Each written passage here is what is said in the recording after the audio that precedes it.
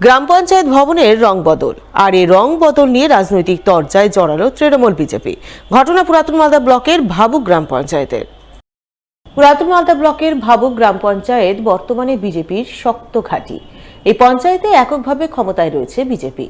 এই পঞ্চায়েত ভবন এতদিন অন্যান্য সরকারি প্রতিষ্ঠানের মতোই নীল সাদা রঙে রাঙানো ছিল, কিন্তু সম্প্রতি হঠাৎ করেই সেই নীল সাদা রঙের উপর নতুন করে গেরুয়া রঙের প্রলেপ পড়ে, যা নিয়ে রাজনৈতিক তরজায় জড়ায় তৃণমূল বিজেপি।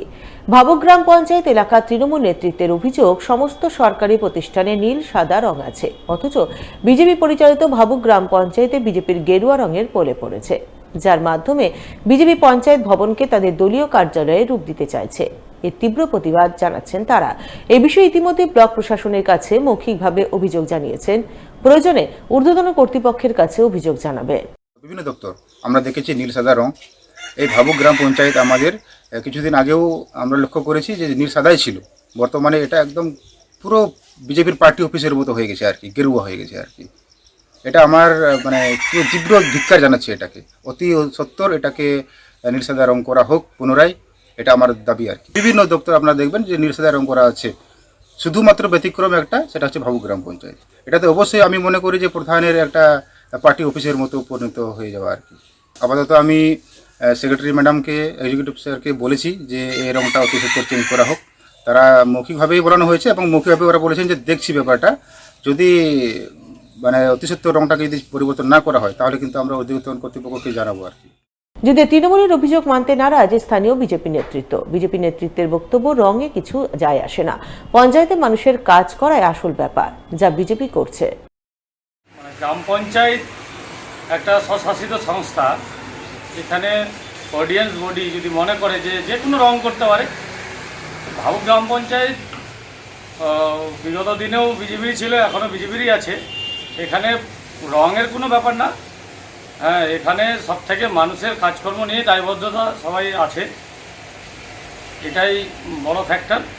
আর সব থেকে বড় জিনিস, রাজ্য সরকার তো দিদির কালার করেছে, দিদির সাদা এবং নীল কালার যেটা করেছে সব জায়গায় দেখতে পাচ্ছেন।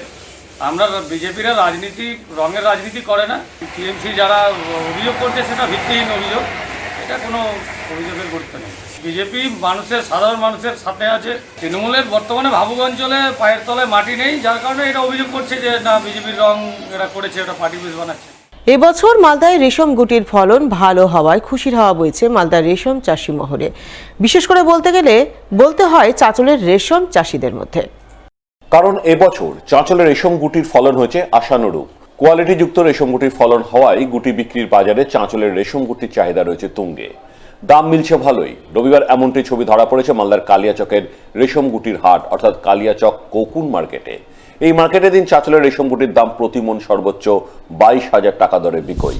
তবে অন্যান্য জায়গায় রেশম গুটির দাম ছিল তার চেয়ে 2-3 হাজার টাকা কম। স্বভাবতই কালিয়াচকের কোকুন মার্কেটে চাঁচলের রেশম গুটির চাহিদা তুঙ্গে থাকায় চাঁচলের রেশম চাষিদের মধ্যে খুশির হাওয়া বয়ে যায়।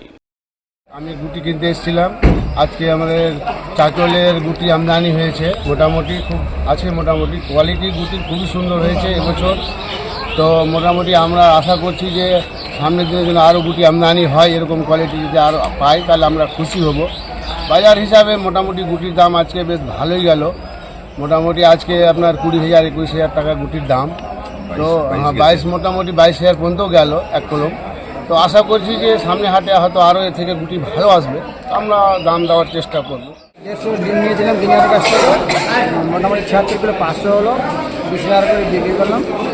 অনেকটা খুশি, পরবর্তী যেন এর থেকে আরও বেশি হলে ভালো হয়, সরকার যেন সুবিধা করে আমরা যেন চাষ করতে পারি।